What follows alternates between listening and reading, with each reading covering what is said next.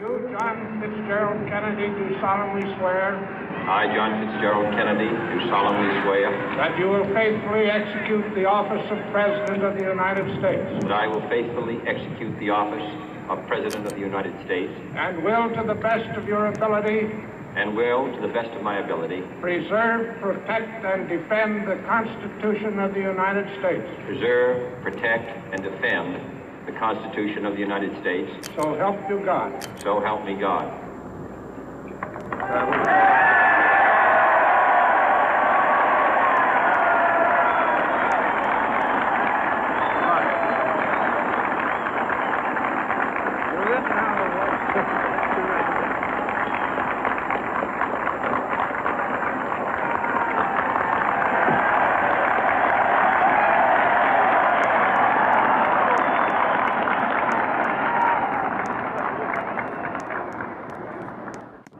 Vice President Johnson, Mr. Speaker, Mr. Chief Justice, President Eisenhower, Vice President Nixon, President Truman, Reverend clergy, fellow citizens.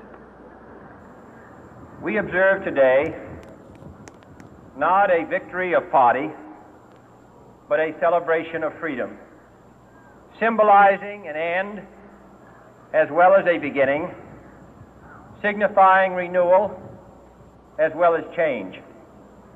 For I have sworn before you and Almighty God the same solemn oath our forebears prescribed nearly a century and 3/4 ago.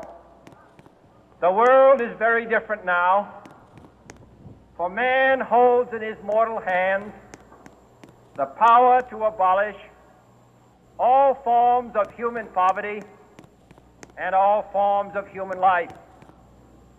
And yet the same revolutionary beliefs for which our forebears fought are still at issue around the globe. The belief that the rights of man come not from the generosity of the state, but from the hand of God. We dare not forget today that we are the heirs of that first revolution.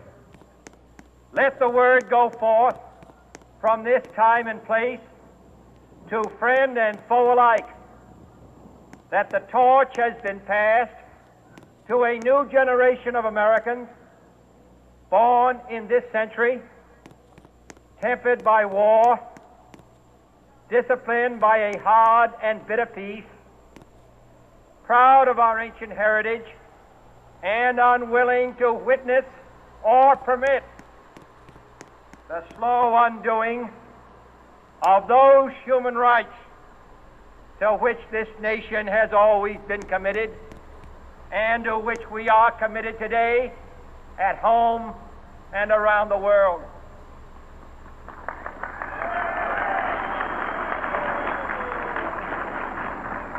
Let every nation know, whether it wishes us well or ill, that we shall pay any price, bear any burden, meet any hardship, support any friend, oppose any foe to assure the survival and the success of liberty.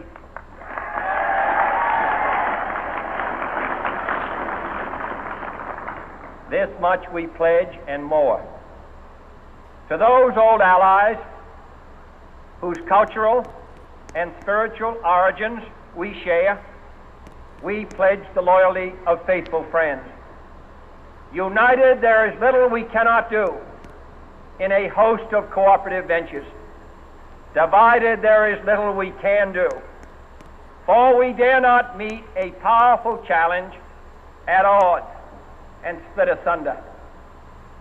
To those new states whom we welcome to the ranks of the free, we pledge our word that one form of colonial control shall not have passed away merely to be replaced by a far more iron tyranny.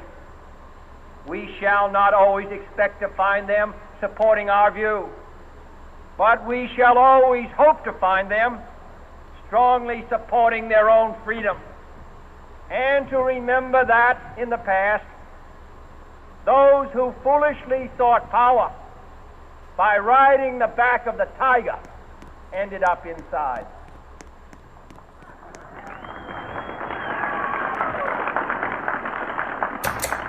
To those people in the huts and villages of half the globe struggling to break the bonds of mass misery, we pledge our best efforts to help them help themselves for whatever period is required, not because the communists may be doing it, not because we seek their votes, but because it is right.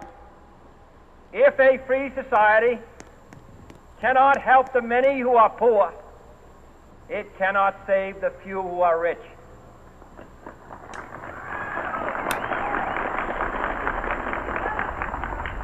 To our sister republics south of our border, we offer a special pledge to convert our good words into good deeds, in a new alliance for progress, to assist free men and free governments in casting off the chains of poverty.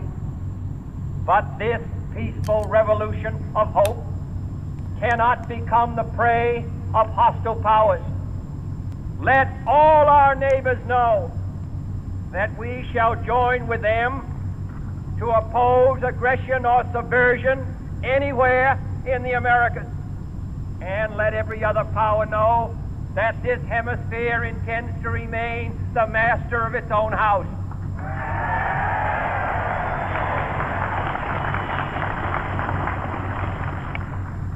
To that World Assembly of Sovereign States, the United Nations, our last best hope, in an age where the instruments of war have far outpaced the instruments of peace, we renew our pledge of support to prevent it from becoming merely a forum for invective, to strengthen its shield of the new and the weak, and to enlarge the area in which its writ may run.